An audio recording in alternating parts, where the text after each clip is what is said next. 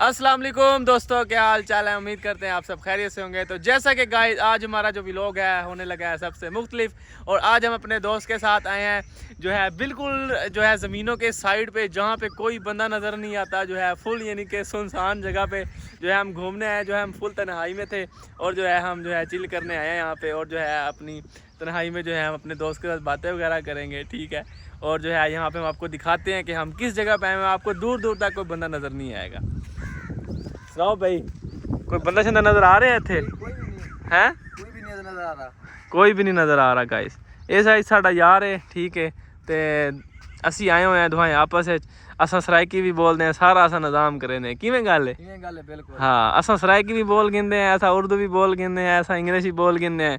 जियो जी निज़ाम होवे असा निज़ाम करेने हैं, ठीक है। तो तुसा मैनू दसो, तुसा यानी कि मेरे कोल आए हो, तुहानू किवें लगदा पिया तुंदा माहौल देख के? बहुत ज़बरदस्त, बहुत अच्छा माहौल है, बहुत अच्छा माहौल है, तन्हाई वाला माहौल है, तन्हाई वाला माहौल है गाइस। इत्थे बंदा बैठ के जेड़ा ना सूटे शूटे भी ला सकदा है, ठीक, ते रोज शो भी लैंदा है, यानी कि बड़ा निज़ाम है इत्थे। ते ए देखो थानू जे अंदर दी खूबसूरती दिखाने आ जाओ जी।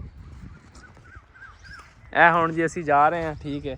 ऐ तुहानू हुण असी दिखाइए, क्योंकि हुण साडा दोनों दा व्लॉग है, ते हुण असी तुहानू दिखाना भी किदां दा निज़ाम है। किवें गल है? इवें गल है, ठीक है गाइस। हुण जी असी आए होए हां ते फुल जेड़ा ना कोई बंदा नहीं है इत्थे, बस असी हां ते साडी तन्हाई है गाइस, ते तुसी हो बस वेखण वाले, और कोई नहीं है इत्थे।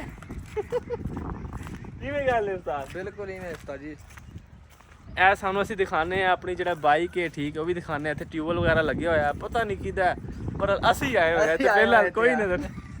ए देखो जी, ए लगे होया है ट्यूबवेल इत्थे, ठीक है। तानू इत्थे नजर नहीं आएगा कोई, तानू नजर आ रहा है कोई? नहीं, कोई भी नजर नहीं आ रहा। तेनू कैसी जगह ते मैं लेके आया? जबरदस्त माहौल, जबरदस्त। ओए होए होए, बारिश शुरू हो गई। अल्लाह दी रहमत है गाइस, आ रही है। तो आज थोड़ा असी अपनी मोटरसाइकिल भी दिखाने कि असी ये आए हुए हैं बड़ा दूर सफ़र मार के, तकरीबन 4-5 किलोमीटर असी करके जरा ना इस मुकाम ते पहुँचे हैं कि सानू कोई बंदा नज़र ना आवे, ठीक है। देखो जी, ए बिल्कुल सुनसान एरिया है, कोई इत्थे नज़र नहीं आ रहा है। देखो जी, बड़ा मज़े का निज़ाम है। बारिश हो रही है, जो बारिश शुरू हो गई है। देखो ए कनियां शनियां पैन लग गई ने, ये बंदे तो यह निज़ाम है गाइस, निज़ाम है। ये देखें जी गाइस, तो जैसा कि आज जो है हमारा गांव का व्लॉग जो है सबसे मुख्तलिफ जो है अपने दोस्त के साथ हम आए हुए हैं, और जो है ये हमारी बाइक खड़ी है, ठीक है, हैवल 2023 मॉडल। साड़ी तो ये हैवल है ना, किवें गल है? साडा यूट्यूब चल गया, फिर असीं नहीं पा देनी, नहीं पा देनी गाइस। बस तुम साढ़े चैनल में जल्दी जल्दी सबसक्राइब करो, लाइक करो, शेयर करो, ताकि जरा ना असी भी यानी कि फिर निज़ाम करिए पूरा, ठीक है। देखो ऊपर ये जी बारिश की कनियाँ भी आ रही ने, ठीक है, तो थले जरा ना धुप भी निकली हुई है, सारा निज़ाम है बेहतरीन जो है। देखो खुला माहौल है, ठीक है। देखो जी सीन चेक करो यार, किसमें चेक कर सी ए निज़ाम है पिंड दा, तुहानू नहीं लभना। ए देखो जी, होर सुना? अल्हम्दुलिल्लाह सब ओके थे, जबरदस्त, फिट फाट अमन शांति है। आज फिर वीडियो यूट्यूब पे चढ़ रही है, बस जान दे, कोई गल नहीं, जान दे। आज फिर निज़ाम होएगा, देखते हैं लोग की कहते हैं भी कैसा निज़ाम है। गाइस कोई भी नहीं है, सिर्फ असी, मैं ते मेरा यार, असी इत्थे जड़ा ना खड़े हुए हैं, बस निज़ाम कर रहे हैं।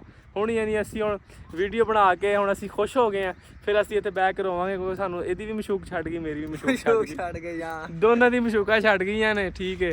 ते हुण की करिए, फिर हुण कल्ले आ, फिर ए मैनू अपनी दुखी कहानी सुनाएगा ते मैं इहनू सुनावांगा, ते फिर आपस च रोवांगे, ठीक है।